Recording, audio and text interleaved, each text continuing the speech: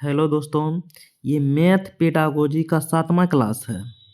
और दोस्तों हम सीटेट पूरा ख़त्म कर चुके हैं हम अपने यूट्यूब चैनल पर। आप मेरे प्लेलिस्ट पर जाकर सभी वीडियो को देख सकते हैं, पढ़ सकते हैं और अपने तैयारी को मजबूत बना सकते हैं। तो आज का पहला प्रश्न है मैथ पेडागोजी का, निम्नलिखित में से कौन सा संख्याओं का प्रकार और उपयोगी नहीं है, नहीं जिसका दोस्तों हम लोग प्रयोग नहीं करते हैं। गुणन संख्या का प्रयोग हम लोग करते हैं, क्रम सूचक संख्या का प्रयोग हम लोग करते हैं, अंकीय संख्या का प्रयोग हम लोग करते हैं। इसका गलत है आंसर 3 नंबर का। सौंदर्य परक संख्या का प्रयोग हम लोग नहीं करते हैं। नेक्स्ट प्रश्न पढ़ते हैं। ये प्रश्न है 2 नंबर का, प्राथमिक स्तर पर गणित की अधिक पाठ्य पुस्तक के लिए निम्नलिखित में से कौन सा लक्षण अधिक महत्वपूर्ण है। चारों ऑप्शन पढ़ते हैं, इसमें जो सबसे बेस्ट होगा वही राइट आंसर माना जाता है पेडागोजी में। इस चारों में कंसेप्ट में कौन कंसेप्ट सबसे अच्छा है। अवधारणाओं का परिचय, मानक कलन विधियों, ये दोस्तों विधियों लिखा हुआ है, विधियों द्वारा दिया जाना चाहिए। तो हम लोग जानते हैं जहाँ भी मानक कलन विधि आ जाते हैं वो ऑप्शन सही नहीं होता है। यह आकर्षण और रंगीन होना चाहिए, तो ये सही बात है। अभ्यास कराने के लिए इसमें केवल बहुत से प्रश्न होना चाहिए। तो हम लोग जानते हैं जहाँ भी अभ्यास का बात होता है और केवल का बात होता है तो ऑप्शन सही नहीं होता है। तो इसका राइट आंसर 1 नंबर के साथ लॉक हो जाएंगे। अवधारणाओं का संदर्भों के साथ परिचय देना चाहिए, इसका राइट आंसर 1 नंबर के साथ लॉक हो जाएंगे। नेक्स्ट प्रश्न पढ़ते हैं। 3 नंबर प्रश्न है, गणित में विद्यार्थी केंद्रित कक्षा का अति उपयुक्त उदाहरण है। चारों ऑप्शन पढ़ते हैं, इस चारों में जो बेस्ट होगा वही राइट आंसर होते हैं। अभ्यास के लिए कक्षा में प्रत्येक विद्यार्थी को अनेक प्रश्न उपलब्ध कराना, तो अभ्यास जहां आ जाएंगे वो ऑप्शन कभी भी सही नहीं होता है। ड्रिल और प्रैक्टिस कभी भी सही नहीं होता है। 2 नंबर ऑप्शन है, शिक्षक प्रत्येक विद्यार्थी को श्याम पट पर समस्या को हल करने के लिए ये कह रहा है, ये सही नहीं होगा। इसका राइट आंसर 3 नंबर सही हो जाएंगे। शिक्षक विद्यार्थी की निजी व्यक्तिगत अनुभवों से, यहाँ पे बच्चे के अनुभव को शामिल किया जा रहा है, उनकी गणितीय समझ के निर्माण, बच्चे को गणितीय समझ का निर्माण किया जा रहा है बच्चे में। हेतु कक्षा हेतु विद्यार्थी के साथ व्यस्त है, टीचर क्या है बच्चे के साथ व्यस्त है, टीचर भी व्यस्त है बच्चों भी व्यस्त है। तो इसका राइट आंसर 3 नंबर के साथ लॉक हो जाएंगे। इस चारों ऑप्शन में 3 नंबर ऑप्शन सबसे बेस्ट है, ये नहीं होगा। कलन विधि है तो हम लोग जानते हैं कलन विधि गलत होता है। नेक्स्ट प्रश्न पढ़ते हैं। 4 नंबर प्रश्न है, निम्नलिखित में से कौन सा गणित की प्रकृति के बारे में सही नहीं है। इसमें गलत ढूंढना है हम लोगों को। गणितीय संकल्पनाएं प्रकृति में अमूर्त है, तो ये सही बात है, अमूर्त है। जैसे 75 76 कितना होगा, 75 और 76 कितना होगा तो नहीं बता पाई, बता लेंगे मतलब कि उस संख्या जो प्राप्त होगा अमूर्त है, तो अमूर्त ये सही बात है। गणित का अपना चिन्ह होता है, जैसे जोड़ घटो गुना भागा, शब्द होता है गणित का अपना, भाषा होता है समुच्चय, तो ये सही बात है। गणितीय संकल्पनाएं पदानुक्रम के साथ होना चाहिए, भी सही बात है। इसमें गलत पूछा जा रहा है, तो इसका राइट आंसर 2 नंबर के साथ लॉक हो जाएंगे। गणितीय आगमनिक विवेचना पर आधारित है, नहीं दोस्तों, गणित जो है निगमन विधि पर आधारित होता है। बच्चे को अगर पढ़ाना है गणित तो आगमन विधि का सहारा लिए जाते हैं, तो गलत है 2 नंबर। नेक्स्ट प्रश्न पढ़ते हैं। 5 नंबर, निम्नलिखित में से कौन सा गणित में न्यून उपलब्धि के प्रति योगदान देने का कारण नहीं है। तो दोस्तों सीटेट इसका राइट आंसर 4 नंबर सही माने हैं, ये सब सही है, नहीं है तो लैंगिक भेदभाव नहीं है। नेक्स्ट प्रश्न पढ़ते हैं। 6 नंबर का प्रश्न है, निम्नलिखित गतिविधियों में से कौन सी प्राथमिक स्तर की अधिगमकर्ताओं के दिक् स्थान संबंधी समझ के विकास के लिए अति उपयुक्त है? तो पढ़ते हैं, ज्यामितीय आकृतियों के नाम को पुनः स्मरण करना। हम लोग जानते हैं जिस ऑप्शन में स्मरण करना आ जाते हैं वो ऑप्शन सही नहीं होता है। एक मानचित्र पर दो शहरों के बीच की दूरी निकालना सबसे उपयुक्त होना चाहिए। संख्या रेखा पर संख्या को निरूपित किया जाता है। इसका राइट आंसर 2 नंबर होना चाहिए। उनके घरों की कक्षाओं के सापेक्ष आकार और परिस्थितियों के दर्शाए हुए मानचित्र रेखांकित करना, जिसमें बच्चा अधिक एक्टिव होगा। तो 2 नंबर ऑप्शन में बच्चा अधिक एक्टिव है। 7 नंबर का प्रश्न है, ये 4 ऑप्शन में जो ऑप्शन सबसे अधिक बच्चा जिसमें अधिक एक्टिविटी करेगा वो आंसर राइट होगा। श्री गोविंद अपने कक्षा 3 के छात्रों में पैटर्न बनाने का कौशल विकसित करना चाहते हैं। पैटर्न का दोस्तों आप लोग जानते होंगे, जैसे 2 है, 4 है, यहाँ 8 है, तो ये बीच में कौन सा संख्या होगा, इसी कहते पैटर्न विकसित करना। यहाँ 6 हो जाएगा, इसी कहते पैटर्न। तो निम्नलिखित में से कौन सी गतिविधि इसके लिए सबसे अधिक सहायक सिद्ध होगी? तो 4 ऑप्शन पढ़ते हैं। छात्रों को अपना वंश वृक्ष बनाकर उनकी तुलना अपने दोस्तों के वंश वृक्ष के लिए तुलना करता है। तुलना करने के लिए बोलेंगे तो ऐसा नहीं करना है। छात्रों से रात को ध्यान से आसपास देखकर उन्हें जो देखा अगले दिन उसका वर्णन कक्षा में करने के लिए कहना। नहीं, ऐसा नहीं करना है। छात्रों को उनकी सभी पाठ्य पुस्तकों में भारत के राष्ट्रीय चिन्ह को खोजने के लिए कहना। ऐसा हम लोग को नहीं करना है, बच्चे को ये वाला। इसका राइट आंसर 4 नंबर है। छात्रों को बिल्डिंग ब्लॉक्स जो होता है छोटे से बड़ा के क्रम में व्यवस्थित रहता है को देखकर बढ़ती ऊंचाई के क्रम में रखने को कहना। इसका राइट आंसर ये सही हो जाएंगे। इसका राइट आंसर 4 नंबर के साथ लॉक हो जाएंगे। बच्चा इसमें अधिक एक्टिविटी कर रहा है, बच्चा खुद से कर रहा है ना, तो इसका राइट आंसर 4 नंबर के साथ लॉक हो जाएंगे। नेक्स्ट प्रश्न पढ़ते हैं 8 नंबर के बारे में। भिन्न का प्रयोग निम्नलिखित में किन तरीकों से हो सकता है? प्रयोग कर सकते हैं। विभाजन पर आधारित समस्या के परिचय के लिए ये नहीं होगा।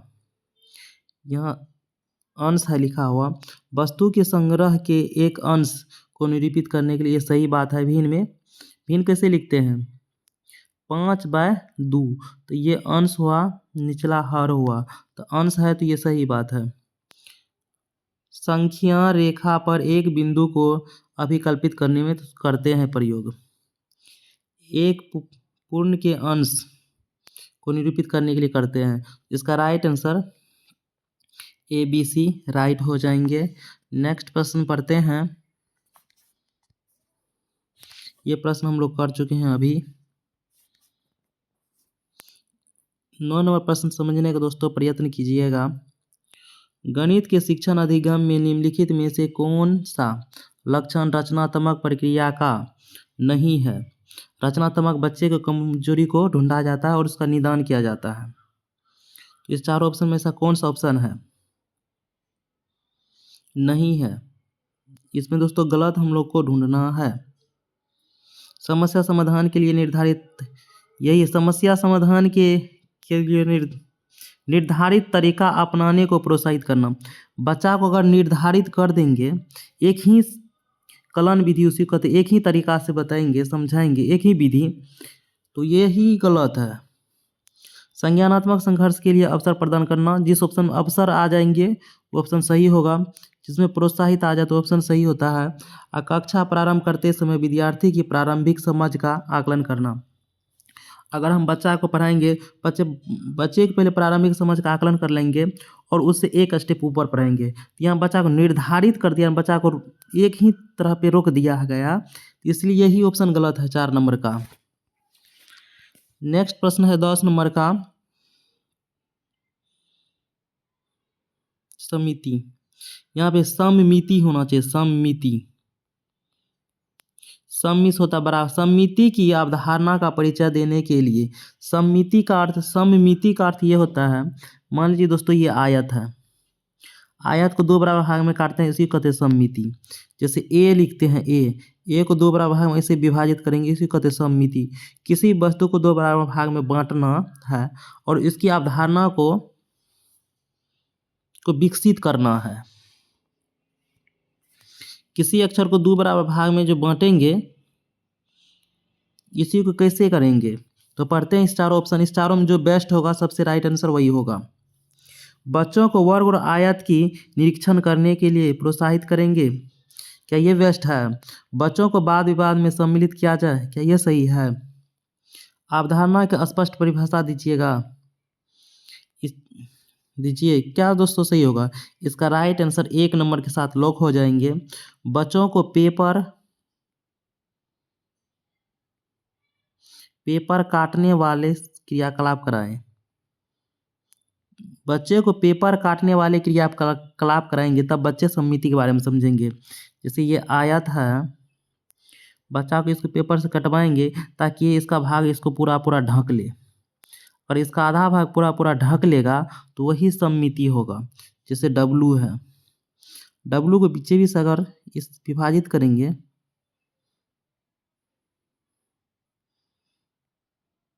डब्लू को बीचे बीच अगर विभाजित किया जाए, ये भाग इसको काट लेगा तो ये सम्मिति होगा, अन्यथा नहीं होगा। तो बच्चा के किस में ज़्यादा एक्टिव है, जब बच्चा ये पेपर को काटेगा बराबर 2 बराबर भाग में, अगर एक भाग दूसरे भाग को ढक लेगा, वही सम्मिति होता है, सम्मिति। तो बच्चा इसको अच्छा समझ जाएंगे। तो बच्चा 1 नंबर में ज़्यादा एक्टिव है, इसलिए 1 नंबर राइट आंसर हो जाएंगे। नेक्स्ट प्रश्न पढ़ते हैं। 11 नंबर का प्रश्न है, एक कक्षा में निम्नलिखित कथनों में से कौन सा गणित अधिगम में लैंगिक पक्षपात यानी कि लड़का लड़की में अंतर करेंगे, उसी को कहते हैं लैंगिक पक्षपात का सूचक है। तो इसका राइट आंसर 4 नंबर सही हो जाएंगे। लड़कों में गणित की सफलता का श्रेय उसके सामर्थ्य को दिया जाता है, यानी कि सामर्थ्य होता शक्ति। तो बहुत ऐसे लड़की है जो लड़की बहुत शक्तिशाली होता है।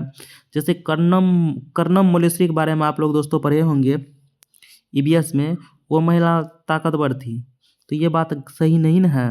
और जबकि लड़कियों में सफलता का श्रेय उसके प्रयासों को दिया जाता है। और हम लोग अंतर किए ना, लड़का के पास शक्ति है और लड़की प्रयास करके सीखती है। जब हम लोग लड़का लड़की में अंतर करते हैं, उसी कहते हैं पक्षपात करना। तो यही इसका राइट आंसर है 4 नंबर। गणित में उच्चतर शिक्षा के लिए लड़कों और लड़की दोनों को ही समान अवसर मिलता है। समान अवसर मिला तो हम लोग अंतर नहीं किए, तो ये ऑप्शन नहीं होगा। यहाँ गणित अधिगम के लिए लड़की और लड़कों को एक समान, जब लड़का लड़की एक समान रखेंगे तो अंतर नहीं है तो पक्षपात हम नहीं किए हैं। गणित की पाठ्य पुस्तक में महिला गणितज्ञ की सफलता का उल्लेख किया जाना महत्वपूर्ण है। ये बात सही है, लेकिन यहाँ पर अंतर यहाँ नहीं किए। इसमें अंतर किए हैं हम कि लड़का को सामर्थ्य है और लड़की प्रयास करती है। हम लोग अंतर कर लिए, इसलिए अंतर वाला ऑप्शन राइट हो जाएंगे। नेक्स्ट प्रश्न पढ़ते हैं। 12 नंबर प्रश्न है, एक व्यक्ति कहता है कि गणित में लड़कियां लड़कों की अपेक्षा अच्छी होती है। सही बात है, यानी ये पक्षपात की अच्छी होती है। इस दावे के लिए ये उसे निम्न में से कौन से आंकड़े सहयोग करेंगे, यानी कि किस आधार पर ये व्यक्ति बोलेंगे कि लड़कियां लड़कों से अधिक गणित में तेज होते हैं। तो इसका राइट आंसर है 4। जेंडर और गणित के क्षेत्र में विविध शोषण अध्ययन, ये इस आधार पे कह सकते हैं। जेंडर और गणित के क्षेत्र में विविध शोषण अध्ययन, इस आधार पर बोल सकते हैं। समुदाय के अनेक व्यक्ति की राय लेना, इस आधार पर नहीं हो सकता है। कक्षा में एक परीक्षा लेना और लड़कों तथा लड़कियों द्वारा प्राप्तांकों की तुलना करना, इसे नहीं पता चलेगा ना। लड़का और लड़की के मार्कों की तुलना करेंगे तो इसे पता नहीं चलेगा। घर और विद्यालय में उसके पूर्व अनुभव नहीं, यहाँ इसका राइट लड़का लड़की को अलग कर रहे हैं तो ये जेंडर वाला राइट ऑप्शन हो जाएंगे। नेक्स्ट प्रश्न पढ़ते हैं। 13 नंबर का प्रश्न है, राष्ट्रीय पाठचर्या रूपरेखा 2005 का विचार है कि विद्यालय में गणित उस स्थिति में होता है जहां, पढ़ते हैं इस चारों ऑप्शन, बच्चा कैसे गणित सीखता है अच्छा से। छात्र प्रश्नों को हल पेपर पेंसिल तकनीक से करने में सक्षम है। गणित की परीक्षा में छात्र सफलतापूर्वक प्रदर्शन करते हैं। सूत्रों और कार्यविधि पर ध्यान केंद्रित करते हुए छात्र गणित पढ़ सकते हैं। हम लोग जानते हैं जहां सूत्र आ जाते हैं वो ऑप्शन सही नहीं होता है। पेपर पेंसिल जिस ऑप्शन में आता है वो भी ऑप्शन गलत ही होता है। इसका राइट आंसर 3 नंबर है, क्योंकि बच्चा के जीवन के अनुभव, बच्चा वास्तविक जीवन से जुड़ रहा है, बच्चा दैनिक जीवन से जुड़ रहा है, इसलिए बच्चा वास्तविक जीवन दैनिक जीवन से जुड़ते हुए ऑप्शन सही होता है। छात्र गणित के अपने जीवन के अनुभवों के भाग जैसा देखते हैं तथा वह अर्थपूर्ण प्रश्नों को प्रस्तुत और हल करते हैं। तो बच्चा जब दैनिक जीवन से जुड़ गया तो ऑप्शन से बेस्ट कोई ऑप्शन हो ही नहीं सकता है। नेक्स्ट प्रश्न पढ़ते हैं। ये 14 नंबर का प्रश्न है, जियो बोर्ड पर आधारित क्रियाकलाप से परिचय देने के लिए अधिक उपयुक्त कारकों हो सकता है। तो इसका राइट आंसर ये होगा विभिन्न ज्यामितीय अवधारणाओं की जांच। बच्चा जांच कर रहा है, बच्चा अन्वेषण को कर रहा है, खोजबीन करके सीख रहा है। तो हम लोग जानते हैं बच्चा जहां अन्वेषण करता है, खोजबीन करता है, ज्ञान का रचना करता है, निर्माण करता है, तो आंसर सही होता है। ये सब यानी कि चारों में बेस्ट है ये वाला ऑप्शन, जहां बच्चा निर्माण करता है, खुद से करके सीखता है। अधिगमकर्ताओं को रेखाओं और कोण को पढ़ाना, अधिगमकर्ताओं को भिन्न प्रकार के त्रिभुज को पढ़ाना, भिन्न मीन्स होता अलग अलग प्रकार के। अधिगमकर्ता को आयतन पढ़ाना, अधिगमकर्ता को आयतन पढ़ाना, तो ये तो नहीं है। बच्चा अन्वेषण खोज में, ये आंसर राइट हो जाएंगे। नेक्स्ट प्रश्न पढ़ते हैं। 15 नंबर का प्रश्न है, बहुत आसान प्रश्न है, समझने की कोशिश कीजिएगा। गणित के एक अच्छे प्रश्न के लिए निम्नलिखित में से कौन सा अभीष्ट लक्षण है? अभीष्ट में से होता है अच्छा लक्षण कौन है, यानी कि अच्छा लक्षण होना चाहिए। अच्छा, जो पाठ्य पुस्तक में दिए गए प्रश्न को उसे मिलता जुलता होना चाहिए। यानी बोलता बच्चा को वही प्रश्न पढ़ाइए जो बुक से मिलता जुलता हो। क्या यह बात सही है? नहीं, बच्चे के दैनिक जीवन से जोड़ के पढ़ाएंगे। प्रश्न को सभी संदर्भात्मक स्थिति में ही रहित होना चाहिए, यानी कि बच्चे को जब प्रश्न पढ़ाएंगे सभी संदर्भ में ही पढ़ाएंगे सभी को। ये जरूरी नहीं है कि सभी प्रश्न को संदर्भ में ही पढ़ाया जाए, इसलिए दूसरा ऑप्शन गलत है। 2 नंबर है, प्रश्न हमेशा बंद सिरे वाला होना चाहिए। बंद सिरे वाला का अर्थ ये होता है कि जिस प्रश्न का उत्तर एक ही हो। जैसे आपसे पूछा जाएगा 10 जोड़ 5 कितना होगा, तो आप बताइएगा 15। तो इसका एक ही आंसर है ना। जब आपको हम ये पूछ देंगे कि 15 कि कौन कौन सा संख्या जोड़ेंगे तो 15 होगा, तो ये इसको खुले अंत वाले प्रश्न बोलते हैं। कितने अंक को कौन सा अंक जोड़ेंगे तो 15 पूर्ण जाए, 2 को ऐसा अंक आप बोलिएगा 10 जोड़ 5 ये हो जाएगा। यहाँ 9 जोड़ 6 फिर भी 15 पूर्ण जाएगा। 8 जोड़ 7 फिर भी 15 पूर्ण जाएगा। आप बहुत आंसर दीजिएगा तो खुले अंत वाले प्रश्न हो जाएंगे। तो ये ऑप्शन गलत है, जिसमें अध्यापक विद्यार्थी की कॉपी का मूल्यांकन आसानी से कर सके, तो ये ऑप्शन गलत है। इसका राइट आंसर 1 नंबर सही है। प्रश्न में तथ्य और कार्य विधि के स्मरण या प्रतिकृत से अधिक यानी उससे ऊपर उठकर, स्मरण से ऊपर उठने का बात किया जा रहा है, इसलिए से अधिक अपेक्षित होना चाहिए, यानी कि स्मरण से ऊपर उठने का बात हो रहा है, इसलिए यानी कि कंसेप्ट पूरा समझिए इसका।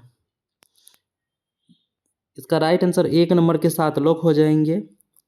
दोस्तों वीडियो हो गया ख़त्म। लाइक सब्सक्राइब शेयर कीजिएगा। आप मेरे यूट्यूब के प्ले लिस्ट पर आप सीटेट का सही भी वीडियो आप जाकर देख सकते हैं।